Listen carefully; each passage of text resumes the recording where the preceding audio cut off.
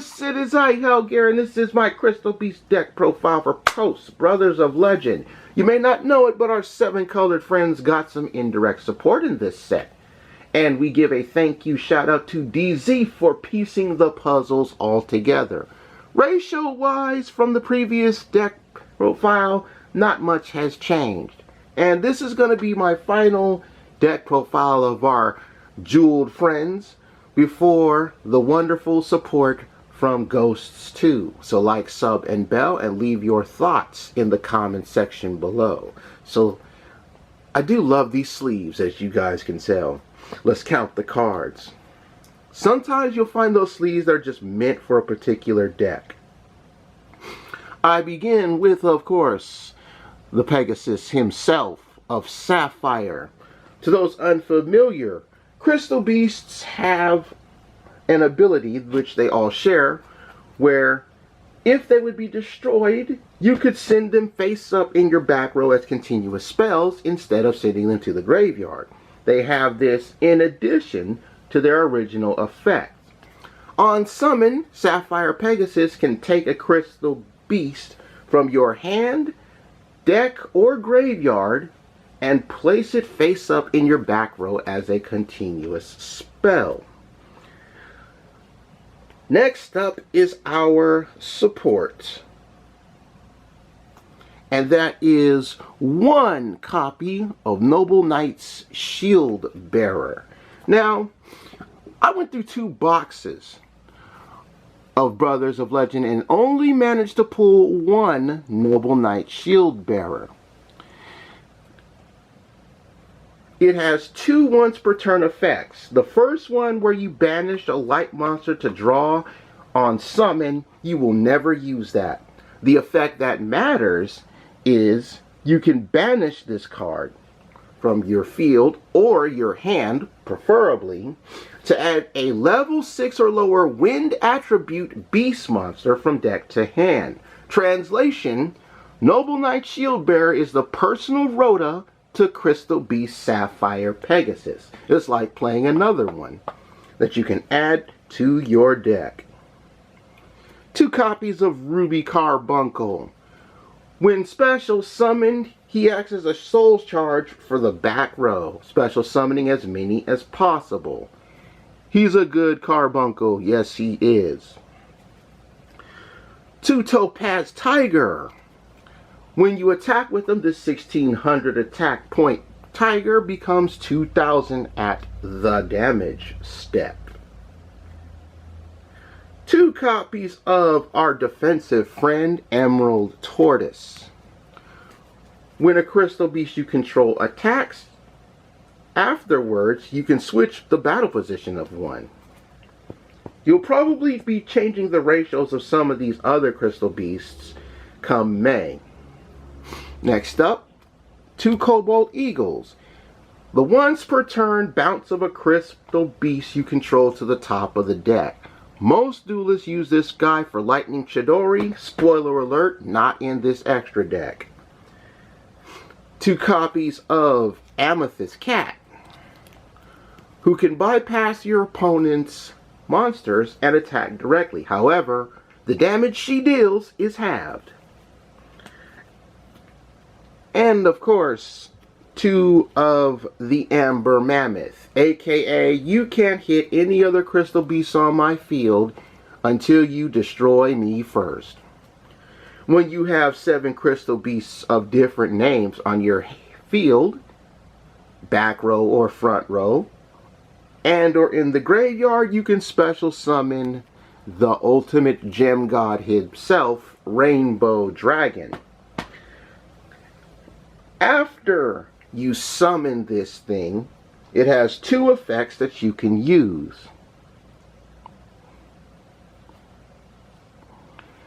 You can send all your face-up Crystal Beasts to the graveyard to give this behemoth 1,000 attack points per each, or you can banish all of them in your graveyard at quick effect speed to nuke the entire field. Well, not really nuke, but reset the entire field, putting everything back into each player's deck. Some will say that in a competitive Crystal Beast deck, you shouldn't run Rainbow Dragon. Unfortunately for them, they haven't learned how to summon this thing in one turn like I have. And one Elemental Hero Neos, hashtag not a brick. Spell game, you guys. 2 copies of the field spell of my preference, Advanced Dark. It has 3 effects, and I will talk about them in ascending order of importance. Number 3, it makes all Crystal Beasts Dark attribute. So if you play Rainbow Dark Dragon, you have another way of summoning that ultimate crystal monster. Number 2, if an ultimate crystal monster attacks, its attack target's effects are negated during that battle phase. A good way of explaining that is, if your ultimate crystal monster, which the Rainbow Dragons are, would attack Thunder Dragon Titan, your opponent pitches Thunder Dragon Matrix to give it a boost. Thunder Dragon Titan's effect, which would allow it to blast a card when a Thunder monster's effect is activated from the hand, is negated. Keep that one in mind as you go through playing this. This is the more tactical field spell, unlike the more supportive one from Ancient City Rainbow Ruins. And finally, if a Crystal Beast monster you control battles and you would take damage, Foolish Burial one from the deck to block the damage. You'll still lose the Crystal Beast, but in those events where you might have to crash Ruby Carbuncle in something, you won't have to take that big of a blow.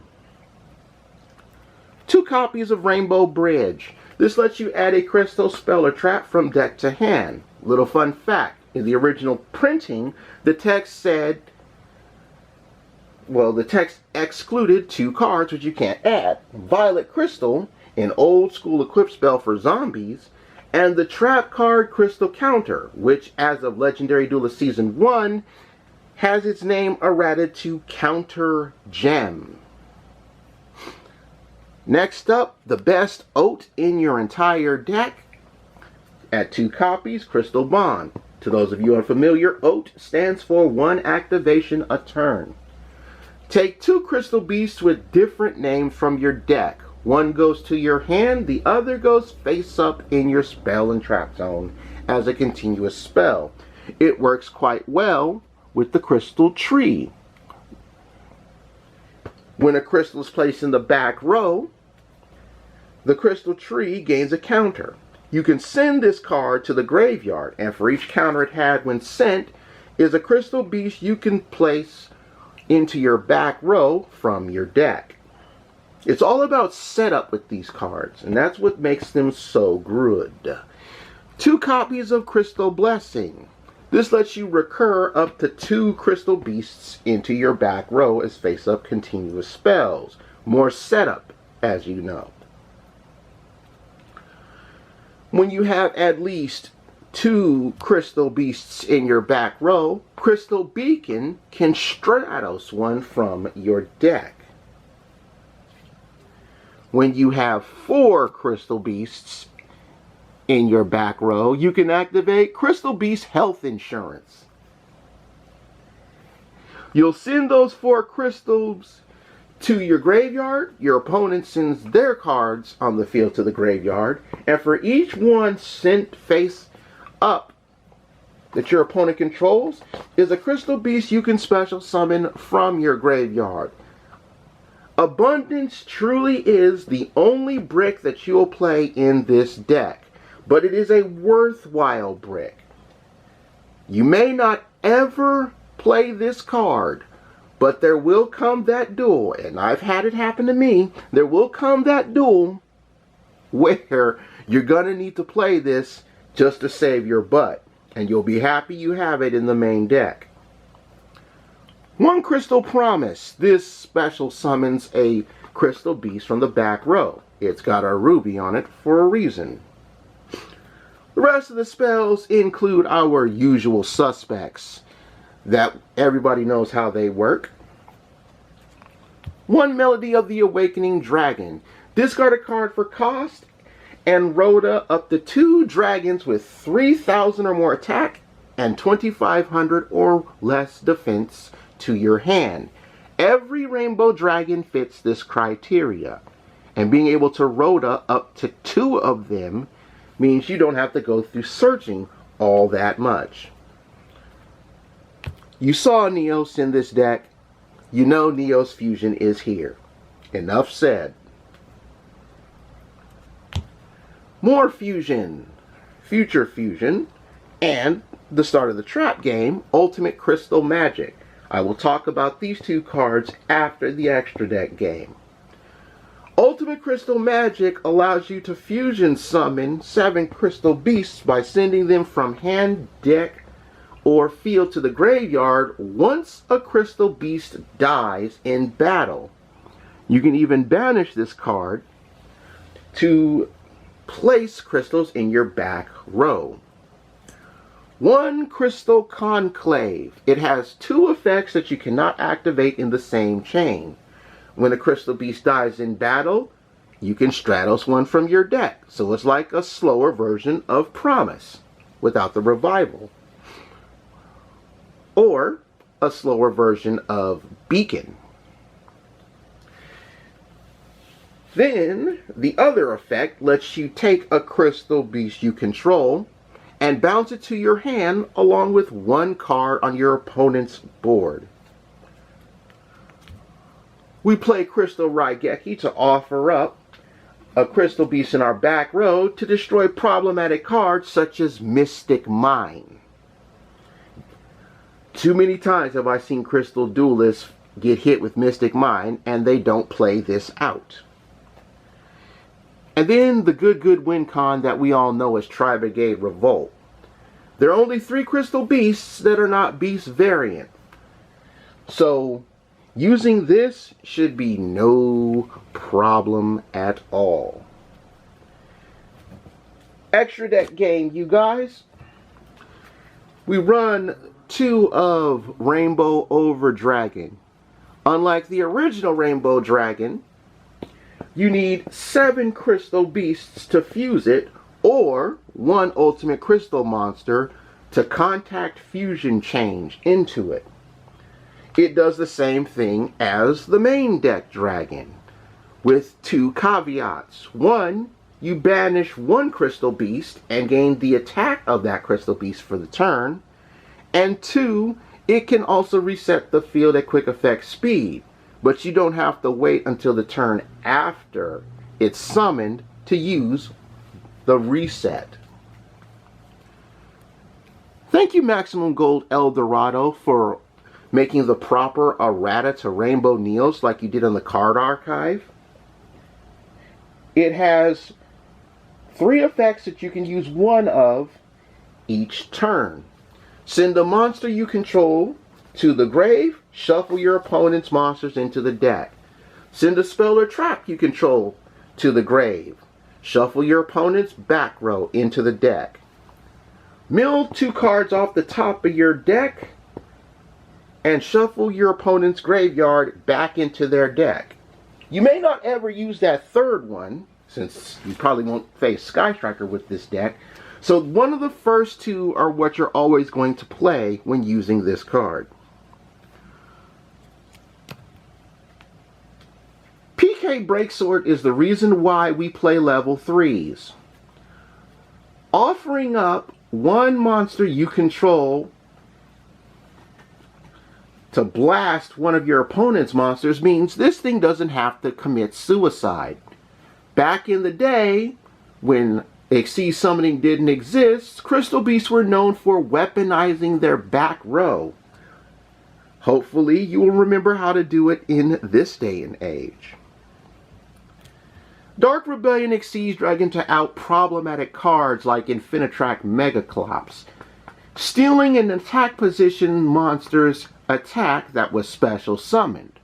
Taking half of it away to add to its own is no wonder why in Arc 5 Yuto called it the most dangerous of dragons.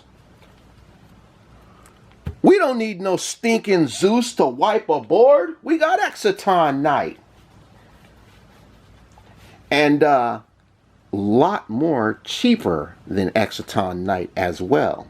Just remember, when you wipe the board, you won't be able to do any real damage that turn. One Heartland Draco. While you control a spell card, Heartland Draco cannot be targeted for attacks. You can detach a material from this dragon. It's the only dragon, well, it's the only monster on your field that can attack, but it can hit directly. Use it to breathe if you need to. Like Dark Rebellion Exceeds Dragon, Silent Honor Arc can also deal with problematic monsters, stealing attack position monsters and making it its own Exceeds material. And if it would die in battle, you can detach a material from this card to keep it around. One Verte Anaconda. If this actually gets hit on the ban list, I'm going to be very upset. Nightmare Engine. Gotta love these cards. Too bad they didn't reprint Cerberus.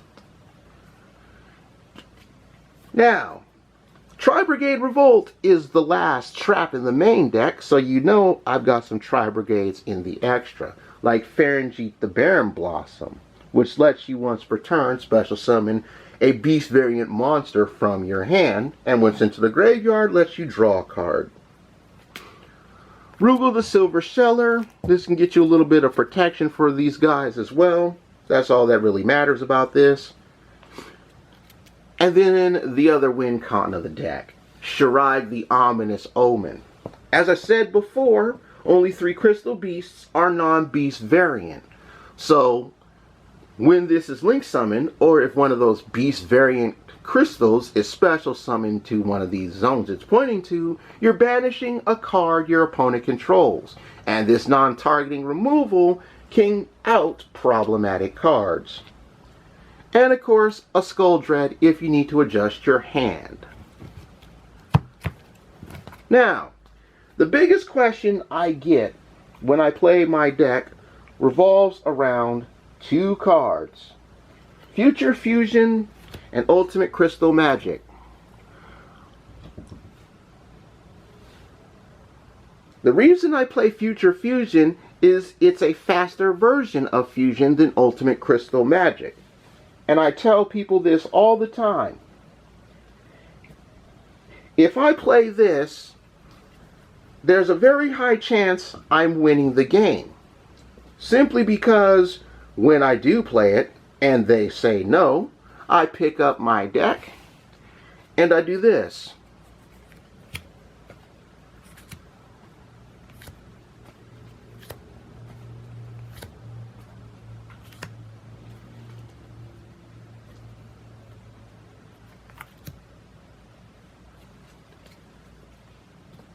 And when that's done, you can summon this.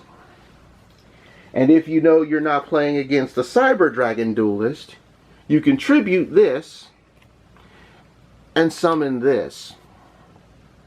All in one turn. And guess what, folks? I found out another way to do it in one turn. But you'll have to wait until my next deck profile to do so.